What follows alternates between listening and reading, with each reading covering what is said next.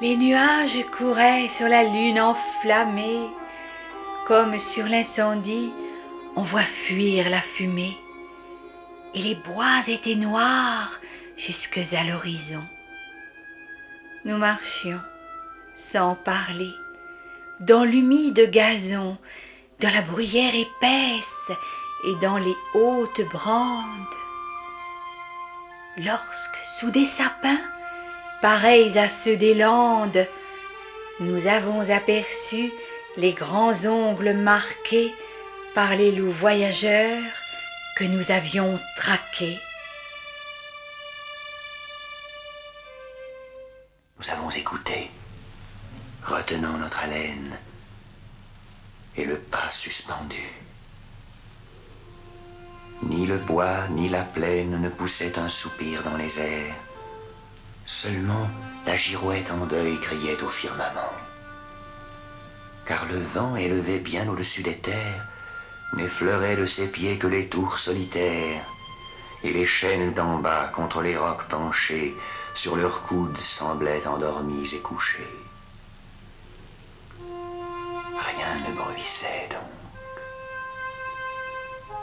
Lorsque, baissant la tête, le plus vieux des chasseurs qui s'était mis en quête a regardé le sable en s'y couchant.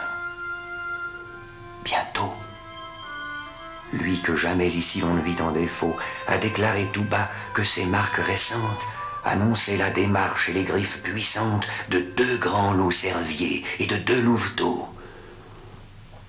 Nous avons tous alors préparé nos couteaux, et cachant nos fusils et leurs lueurs trop blanches, nous allons pas à pas en écartant les branches. 3 s'arrêtent.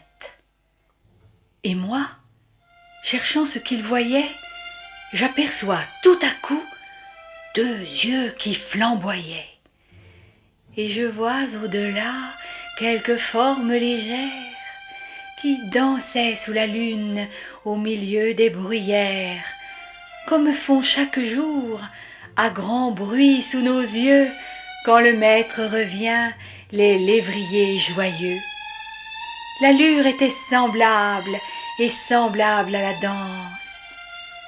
Mais les enfants du loup se jouaient en silence, sachant bien qu'à 2 pas, ne dormant qu'à demi, se couche dans ces murs l'homme, leur ennemi.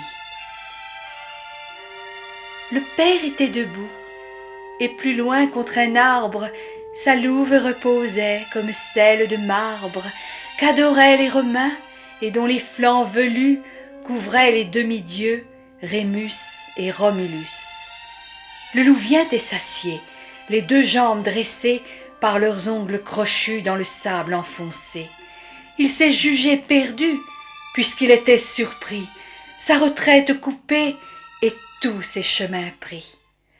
Alors, il a saisi dans sa gueule brûlante du chien le plus hardi la gorge pantelante, et n'a pas desserré ses mâchoires de fer, malgré nos coups de feu qui traversaient sa chair, et nos couteaux aigus qui, comme des tenailles, se croisaient en plongeant dans ses larges entrailles, jusqu'au dernier moment où le chien, étranglé, mort longtemps avant lui sous ses pieds à rouler.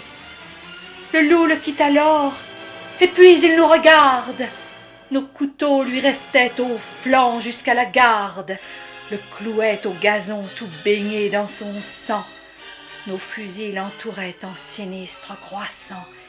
Il nous regarde encore, ensuite il se recouche, tout en léchant le sang répandu sur sa bouche, et sans daigner savoir comment il a péri, refermant ses grands yeux, meurt sans jeter un cri.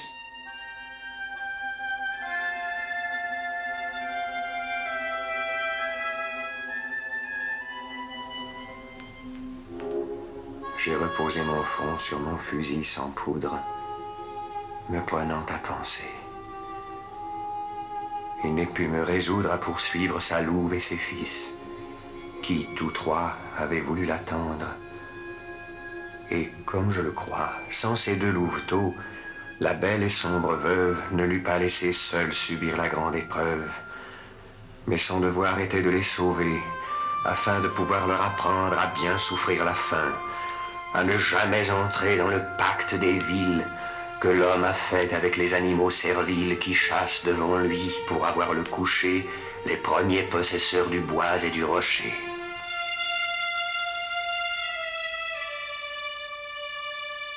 Hélas, ai-je pensé, malgré ce grand nom d'homme, que j'ai honte de nous, débiles que nous sommes.